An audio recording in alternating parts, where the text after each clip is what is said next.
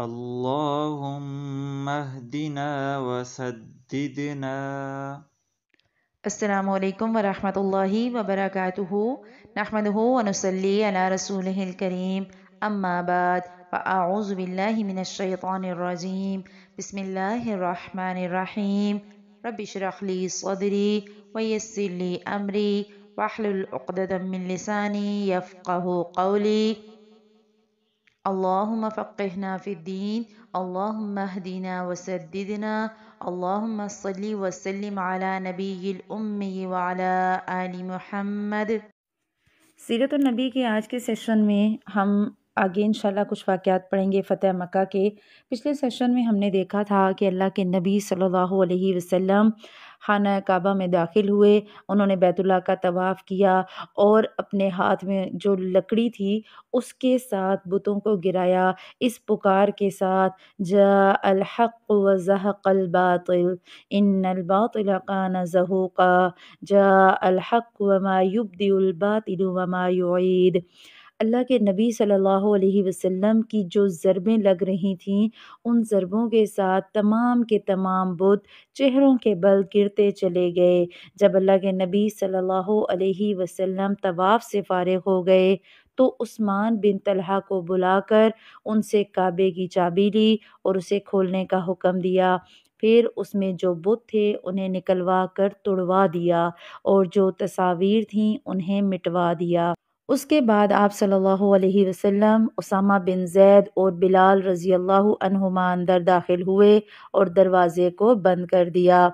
پھر دروازے کے مقابل کی دیوار کے رخ سے 3 ہاتھ کے فاصلے پر کھڑے ہوئے، اپنے بائیں 1 ستون اور دائیں 2 ستون اور پیچھے 3 ستون کیے اور 2 رکعت نماز پڑھی۔ پھر بیت اللہ میں گھوم کر اس کے اطراف میں اللہ کی تکبیر اور توحید کے کلمات ادا کیے اور اس کے بعد آپ صلی اللہ علیہ وسلم خانہ کعبہ کا دروازہ کھول کر باہر آئے۔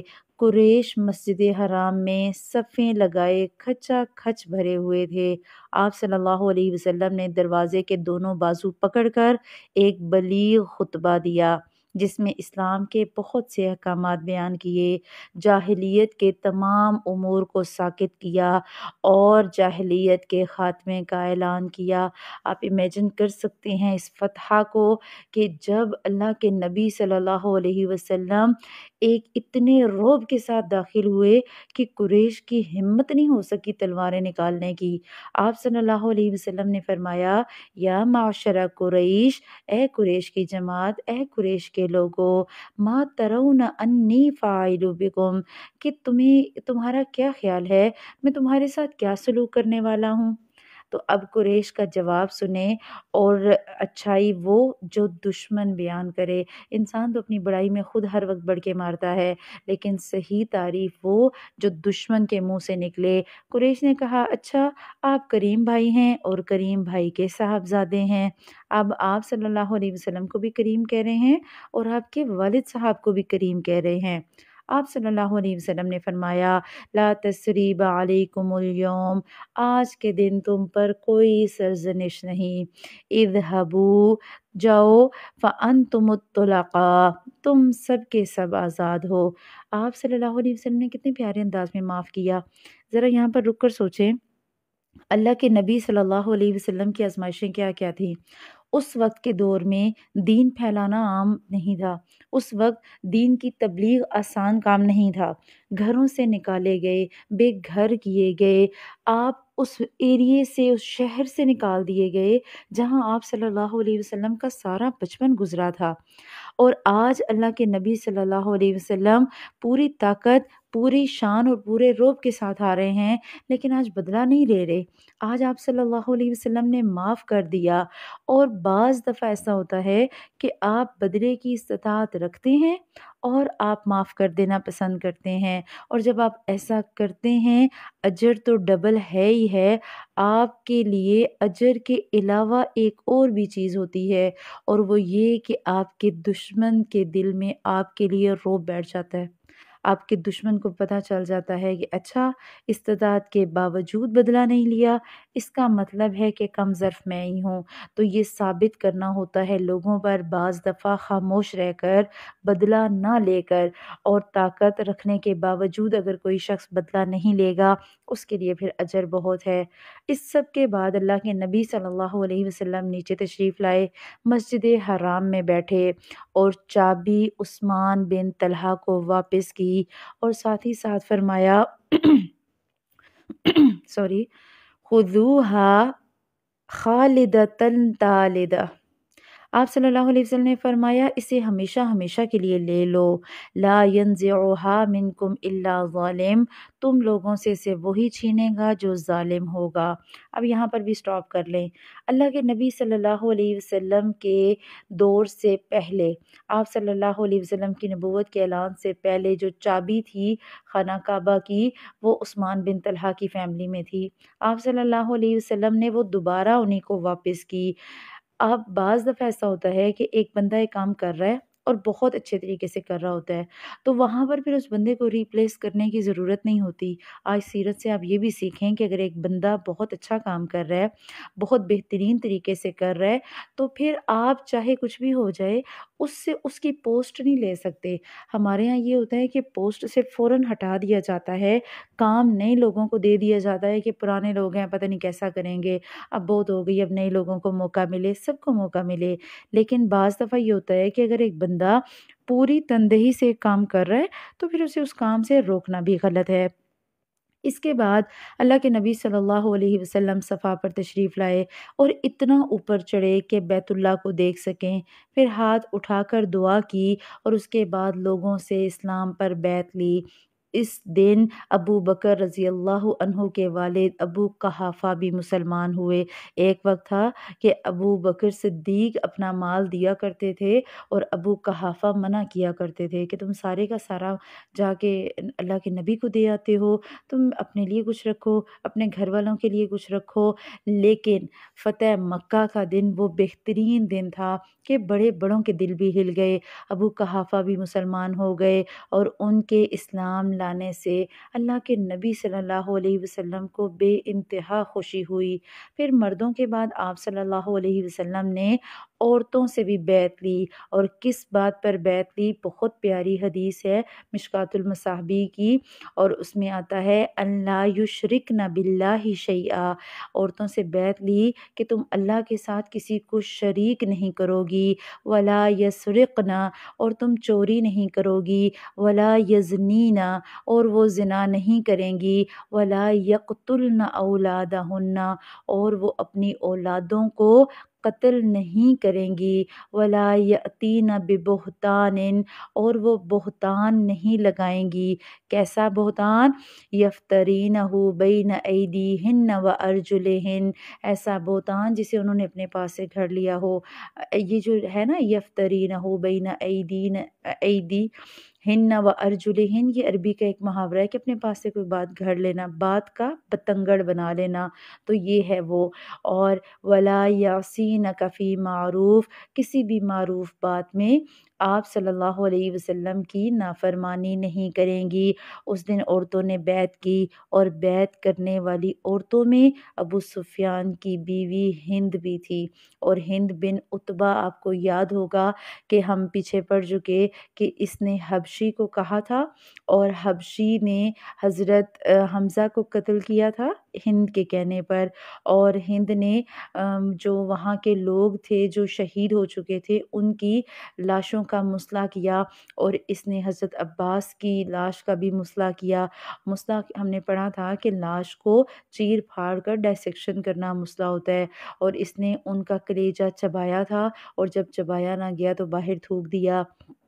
اب اپنی غلطی کا احساس ہو گیا ہند بن عتبہ کو، وہ نقاب اوڑھ کر آئیں اور بھیس بدل کر آئیں۔ اصل میں انہوں نے جو حضرت حمزہ کی لاش کے ساتھ کیا تھا نا، اب انہیں یہ ڈر تھا کہ اگر اللہ کے نبی صلی اللہ علیہ وسلم نے انہیں پہچان لیا تو کہیں ایسا نہ ہو کہ میری جان چلی جائے۔ جب یہ بیعت پوری ہو چکی تو ہند نے اتنے پیارے انداز میں آپ صلی اللہ علیہ وسلم کی تعریف کی، کہنے لگی اے اللہ کے رسول صلی اللہ علیہ وسلم، روئے زمین پر کوئی ایسا خیمہ نہ تھا کہ جس کا ذلیل ہونا مجھے آپ کے خیمے والوں سے بڑھ کر پسند رہا ہو، اور اب اس روئے زمین پر کوئی خیمہ ایسا نہیں ہے کہ اس کا عزیز ہونا مجھے آپ کے خیموں سے بڑھ کر عزیز ہو۔ اور دیکھیں محبت جب آئی، دل میں ایمان آیا تو پچھلی کدورت جو تھی وہ بھی نکل گئی۔ اللہ کے نبی صلی اللہ علیہ وسلم نے فرمایا وَأَيْزَمْ وَالَّذِي نَفْسُ مُحَمَّدٍ بِيَدِهِ، اس ذات کی قسم جس کے ہاتھ میں محمد صلی اللہ علیہ وسلم کی جان ہے، معاملہ بالکل ایسا ہی ہے، یعنی ایسا ہی ہے کہ تمہارے دل کی کیفیت ٹھیک ہے۔ حضرت عمر بن خطاب رضی اللہ عنہ اللہ کے نبی صلی اللہ علیہ وسلم کی مجلس سے نیچے بیٹھے تھے، لوگوں کو آپ کی بات پہنچا رہے تھے اور آپ کی طرف سے بیعت لے رہے تھے۔ عورتوں سے مصافحے کے بغیر صرف کلام کے ذریعے سے بیعت ہوتی تھی۔ اس فقرے کو ہائی لائٹ کریں اپنی اپنی بکس میں۔ عورتوں سے اللہ کے نبی صلی اللہ علیہ وسلم نے مصافحے کے بغیر صرف زبان سے بیعت کی۔ اللہ کے نبی صلی اللہ علیہ وسلم کی ذات سے بڑھ کر پاکیزہ کوئی ذات ہوگی؟ ہو ہی نہیں سکتی۔ اور آج ذرا اگر ہم اپنے معاشرے کا حال دیکھیں، ہمارے ہاں جعلی پیروں کا حال دیکھا جائے اگر، یا جعلی دھمال اور فقیروں کا حال دیکھا جائے، جن کے سامنے عورتیں بغیر دوپٹے کے دھمالیں ڈال رہی ہوتی ہیں اور کہتے کیا ہیں کہ جی ان کو وجد مل گیا ہے اور وجدان مل گیا ہے اور پتہ نہیں کیا کچھ، تو یا پھر پیر حضرات جو سب کی بات نہیں کر رہی، میں ان کی بات کر رہی ہوں کہ جنہوں نے معاشرے میں وہ غلط چیزیں پھیلا دی ہیں۔ معاشرے میں اگر ایک پیر صاحب آپ کو دم کرنے آتے ہیں اور وہ آپ کی باڈی کو ٹچ کر کے دم کر رہے ہوتے ہیں تو وہ اسلام کا یا اللہ کے نبی صلی اللہ علیہ وسلم کی سیرت کا حقیقت میں مذاق اڑا رہے ہیں۔ آپ صلی اللہ علیہ وسلم نے صرف زبان کے ذریعے بیعت لی، ہاتھ کے ذریعے بیعت نہیں لی، ہاتھ سے صرف مردوں سے بیعت لی گئی۔ اور ہمارے ہاں یہ ہوتا ہے کہ بند کمروں میں دم درود کیے جاتے ہیں۔ تو آپ کے اور میرے لیے سوچنے کا مقام ہے سیرت سے کہ آپ صلی اللہ علیہ وسلم کے ایک ایک عمل پہ اگر ہم غور کریں گے، ہمارا دین، ہماری دنیا، ہمارا کلچر سب کچھ ٹھیک ہو جائے گا۔ ضرورت ہے فکر کی اور ضرورت ہے غور کرنے کی کہ ہم سیرت سے سیکھ کیا رہے ہیں۔ اللہ کے نبی صلی اللہ علیہ وسلم کے پاس کچھ لوگ ہجرت پر بیعت کرنے آئے۔ آپ صلی اللہ علیہ وسلم نے فرمایا ذہب اہل الحجرت بما فیہا، اہل ہجرت ہجرت کا اجر لے گئے، یعنی کہ جو ہجرت جنہوں نے فتح مکہ سے پہلے کی ان کو اجر زیادہ ہے۔ لا ہجرت بعد فتح مکہ، فتح مکہ کے بعد اب ہجرت نہیں ہے، ولیکن جہاد و نیہ، اور البتہ جہاد اور نیت ہے۔ یعنی کہ آپ نے جہاد کا آپ کو اجر ملے گا، نیت کا اجر ملے گا۔ وَإِذِ اسْتُنْفِرْتُمْ فَانْفِرُوا، اور جب تم سے جنگ میں نکلنے کے لیے کہا جائے تو نکل پڑا کرو۔ اس کا مطلب یہ کہ فتح مکہ کے بعد جہاد کے لیے جو مین مارکے تھے وہ چونکہ ختم ہو چکے تھے اور اسلام اپنی بہترین سربلندی پر تھا۔ اب وہ ہجرت کے اجر کو جو ہے وہ کہا گیا کہ اب وہ ہجرت نہیں ہے۔ اس دن ایک اور بھی واقعہ پیش آیا کہ اللہ کے نبی صلی اللہ علیہ وسلم نے کچھ اکابر مجرمین کے خون کو رائیگاں قرار دے دیا، حکم دے دیا کہ اگر وہ خانہ کعبہ کے پردے سے بھی لٹکے ہوئے پائے جائیں تب بھی ان کی گردن مار دی جائے، یعنی کہ ان کی زندگی کو نہیں بخشا گیا۔ اور یہی وجہ تھی کہ زمین اپنی تمام تر کشادگی کے باوجود ان پر تنگ ہو گئی۔ اب ان میں سے بعض پر تو کلمہ عذاب برحق ہوا اور وہ مارے گئے، اور بعض پر اللہ سبحانہ و تعالیٰ کی طرف سے عنایت ہوئی اور وہ مسلمان ہو گئے۔ اب جو مارے گئے ان میں کون کون شامل تھا؟ ابن خطل، مقیس بن سبابہ، حارث بن نفیل اور ابن خطل کی ایک لونڈی، اور کہا جاتا ہے کہ حارث بن طلال خزائی اور سعد کو بھی مارا گیا، جبکہ سعد کے بارے میں احتمال ہے کہ وہی ابن خطل کی لونڈی رہی ہوگی، یعنی کل 5 یا 6 افراد قتل ہوئے۔ رہے وہ لوگ جنہوں نے اسلام قبول کیا، وہ پہلے تو بھاگ گئے یا چھپ گئے، پھر ان کے لیے امان حاصل کی گئی اور وہ آ کر مسلمان ہو گئے۔ اور ان مسلمان ہونے والوں میں کون کون تھا؟ عبداللہ بن سعد بن ابو سرا، اکرمہ بن ابو جہل، حبار بن اسود اور ابن خطل کی ایک اور لونڈی، کل 4 افراد۔ اور یہ بھی کہا جاتا ہے کہ کعب بن زبیر اور وحشی بن حرب اور ابو سفیان کی بیوی ہند بنت عتبہ بھی، یعنی کہ یہ کل 7 افراد بنے۔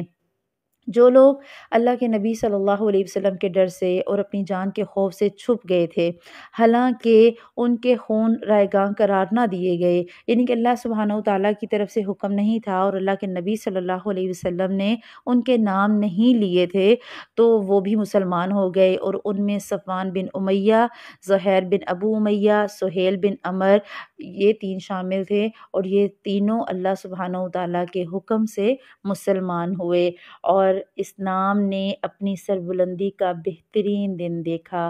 فتح مکہ وہ بہترین دن تھا جب مسلمان اپنی کامیابی کے جھنڈے گاڑتے ہوئے آئے، اور مسلمانوں کو یہ کامیابی خون بہانے سے نہیں ملی۔ ہم نے دیکھا کہ 5 سے 6 افراد کو قتل کیا گیا، اس کے علاوہ تمام کے تمام لوگ فتح مکہ کے دن مسلمان ہوئے۔ اور مکہ کی فتح وہ بہترین موقع تھا جس میں اللہ کے نبی صلی اللہ علیہ وسلم کی لیڈرشپ کوالٹیز سامنے آئیں۔ ہم جب بکس پڑھتے ہیں اور ٹاپ 100 لیڈرز کی لسٹ میں سب سے اوپر ہمارے پیارے حبیب صلی اللہ علیہ وسلم کا نام آتا ہے، تو مومن کا دل ایک دفعہ کشادگی سے بھر جاتا ہے۔ مومن خوش دلی سے اس بات کو سمجھتا ہے کہ ہمارے پیارے نبی صلی اللہ علیہ وسلم کے اوصاف ہی ایسے تھے، اور ہم نے دیکھا کہ اس سب کے پیچھے کتنی مشقت اور طویل ہجرت کی راتیں گزریں، کتنی طویل آزمائش کا وقت گزرا، کتنی مصائب کا وقت گزرا، تب جا کے یہ کامیابیاں حاصل ہوئیں۔ آپ اور میں 2 دن 4 دن 6 دن محنت کرتے ہیں اور ہم دل ہار بیٹھتے ہیں۔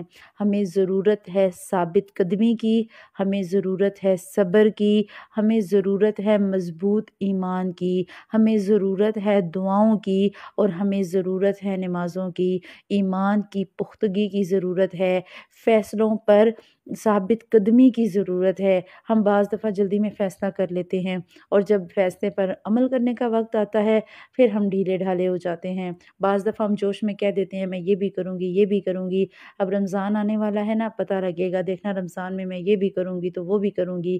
جب رمضان آتا ہے پھر ہائے کون دورہ قرآن سننے جائے، کون اٹھ کے نماز پڑھے، کون یہ کرے، بس پھر بھی ضرورت کا ایمان ہوتا ہے ہمارا۔